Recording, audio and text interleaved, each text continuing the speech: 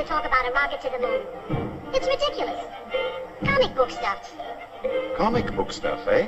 Life magazine doesn't think so. Nor Look, nor Pick, nor Collier's, nor your biggest daily newspapers.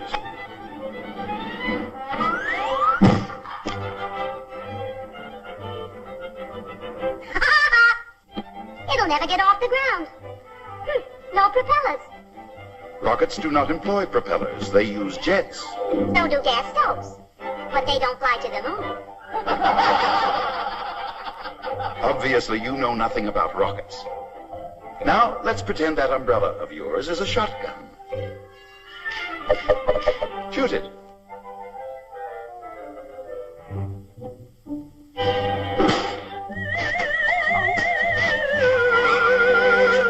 Who pushed me? The gun, Woody. The charge not only fired out of the muzzle, it kicked back with equal force against the barrel. It wouldn't happen again in 100 times. Shoot it at the ground a few times in rapid succession and see what happens. That same principle applies to rockets.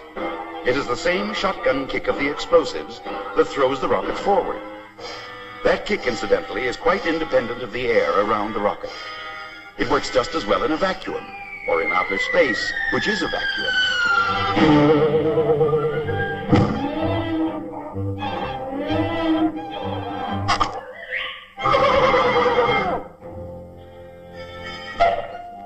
The moon is a great deal easier to reach than you realize. Oh, sure, it's a cinch. Only 240,000 miles. Paved highway all the way and a gas station at every intersection. Fuel is no problem, Woody. The engines do not have to blast all the time. Just long enough to get you away from the gravitational pull of the Earth, following which you fall wherever you're headed for. Get in and I'll demonstrate. Hey, let me out of here! Help! Help! At the start, the jets blast powerfully enough to counteract the gravitational pull of the Earth. Once out of the Earth's atmosphere, the rocket just keeps on going, encountering no resistance to slow it up. The rocket does not appear to be traveling, but the high speed, or escape velocity as we call it, is about 7 miles a second. It keeps falling in outer space in the direction in which it was started.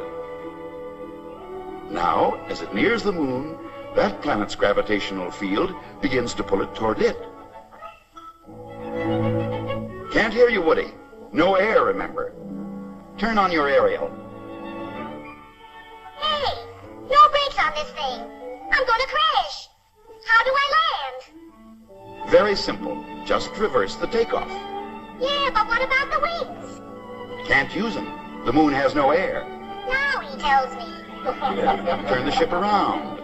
Use the shotgun kick of the exhaust to break the speed and set her gently on her tail. So we made it. But how do we get home from this piece of cheese? Shooting a rocket from the moon to the Earth is a great deal easier than shooting from the Earth to the moon, because it's downhill almost all the way. The V-2 rocket could do it today. On the return trip, we use the wings to glide in, and for economy's sake, finish the landing like this.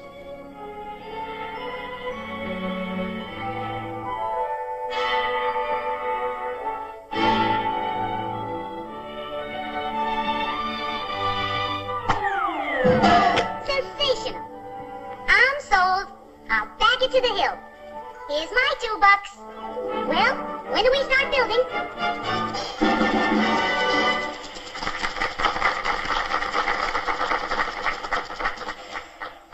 Well, gentlemen, when do we start building?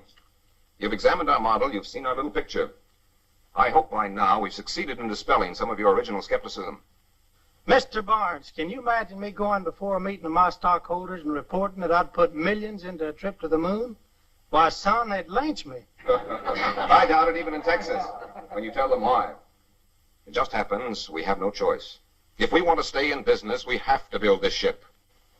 Did you say have to build it, Jim? That's what I said. If it's that important a project, why doesn't the government undertake it? Now, here's the reason. The vast amount of brains, talents, special skills, and research facilities necessary for this project are not in the government, nor can they be mobilized by the government in peacetime without fatal delay. Only American industry can do this job. And American industry must get to work now, just as we did in the last war. Yes, but the government footed the bills. And they'll foot this bill, too. If we're successful, you know that. If we fail, we'll take a colossal beating. So we can't fail. Not only is this the greatest adventure awaiting mankind, but it's the greatest challenge ever hurled at American industry. And General Thayer is going to tell you why. The reason is quite simple. We are not the only ones who know that the moon can be reached. We are not the only ones who are planning to go there. The race is on, and we'd better win it, because there is absolutely no way to stop an attack from outer space.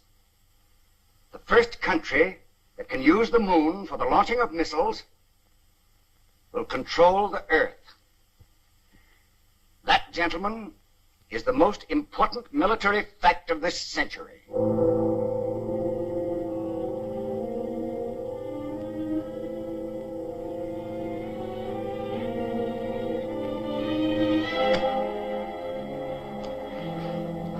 Gentlemen, I see no need for further discussion. It's our job. Well, all I gotta say is we'd better build it in Texas. It's the only state big enough to hold it.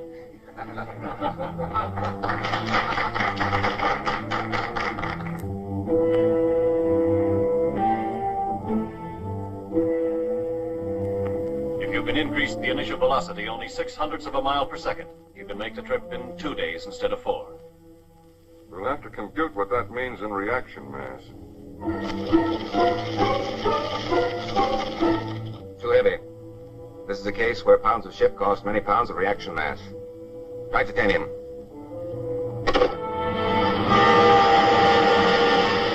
That's exactly right as far as appearance goes. All that remains now is to test it. It goes for a stratosphere chamber test this afternoon. I've added one detail, Charles. What in thunder is that for? The chafing suits we wear over our pressure suits I've had made up in colors. Why? For identification.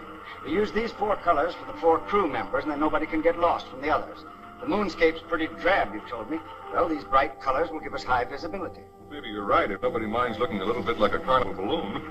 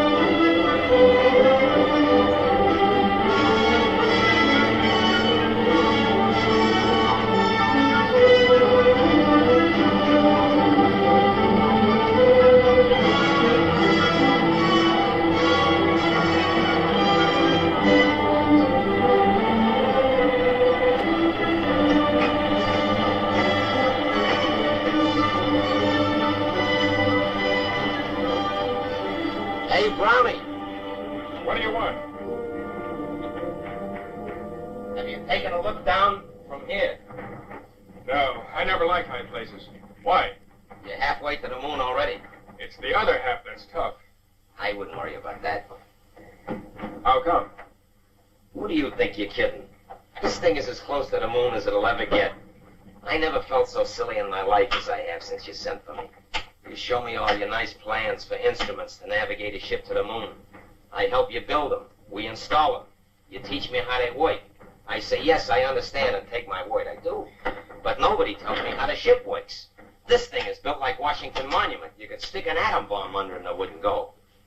Oh, What's the matter, Brown? it's nothing. Just a bellyache. Comes and goes. You been eating green apples?